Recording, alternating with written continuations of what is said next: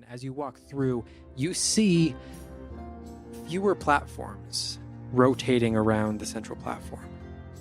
Those platforms that are no longer rotating are now attached to the center platform. You see that the center platform has been built out to 10, 15 times what it was before, from all of these platforms being formed around it. And you see these bridges going back and forth. You see the potions bridge. You see the platform with a bunch of papers and books. And you see the platform with the wardrobes, all attached to this center platform, where you see Hayfried has brought the cage of this beast.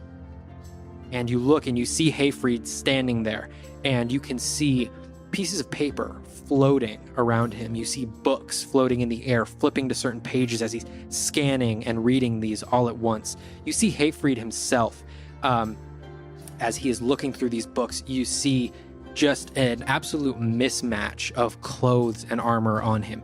You see a golden like shoulder plate that is strapped around him. You see a silver chest plate that has these ancient blue runes all throughout. You see a ruby encrusted belt around his waist. You see bracers on both of his arms, but they're different. One is like leather and the other one is made of some sort of silver metal. You see different rings on each of his fingers and a brown fur cloak over the top of him.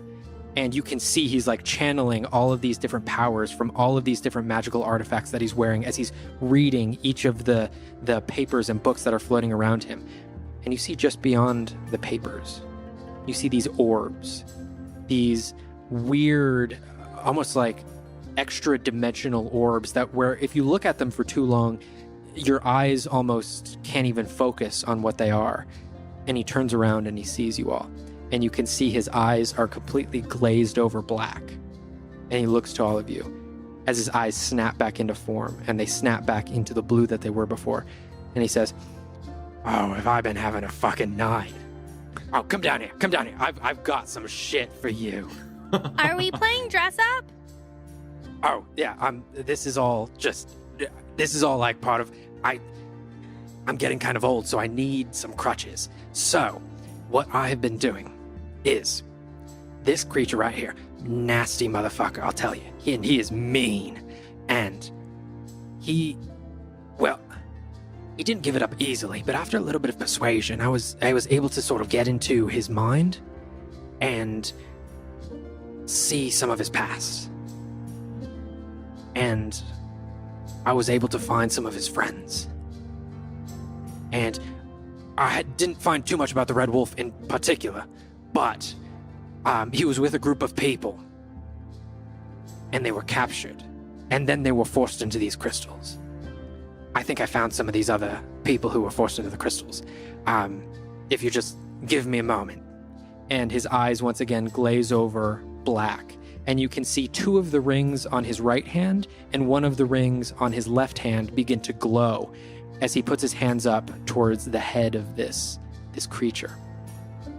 One of the orbs just beyond the floating books floats down, and almost like a transference of energy, he moves his hand from the creature over to this ball, as this ball begins to fill with color and shape and form.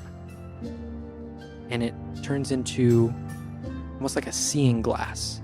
And you guys can see through this orb and beyond into a space that isn't here. You can see trees, and you can see bushes, and you can see two figures.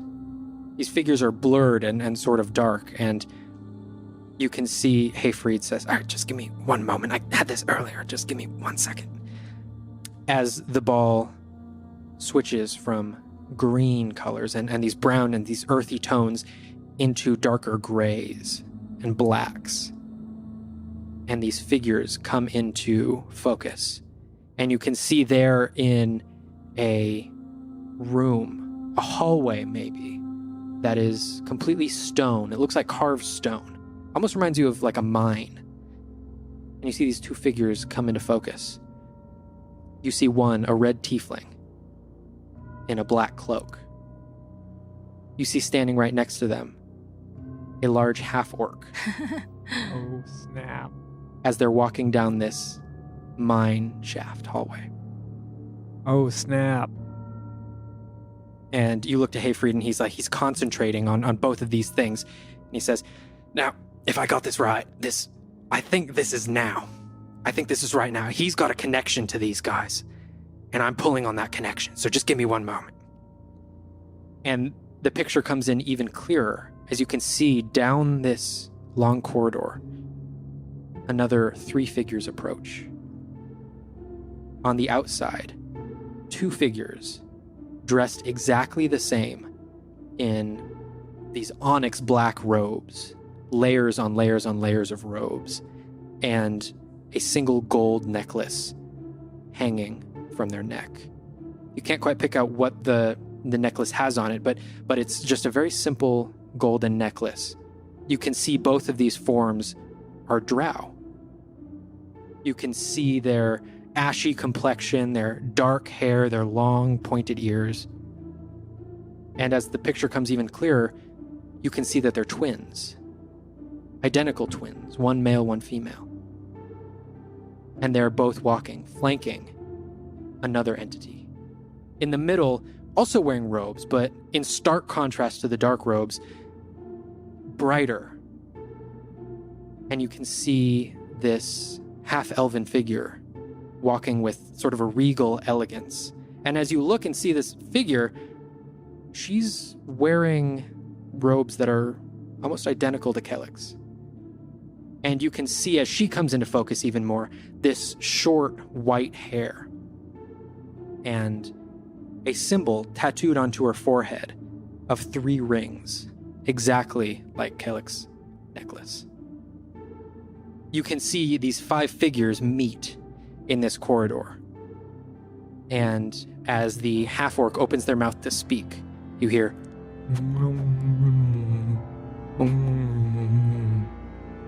and Hayfried says, fuck! Shit, okay.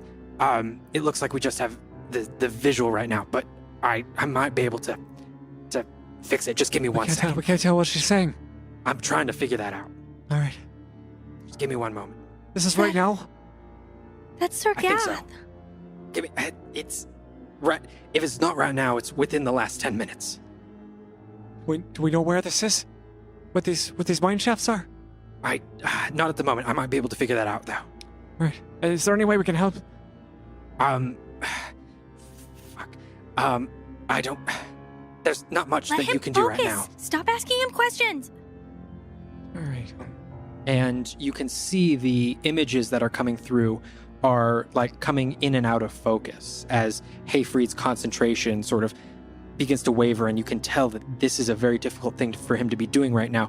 And as the picture focuses once again, you see one more figure approach. You see a dwarven man run up.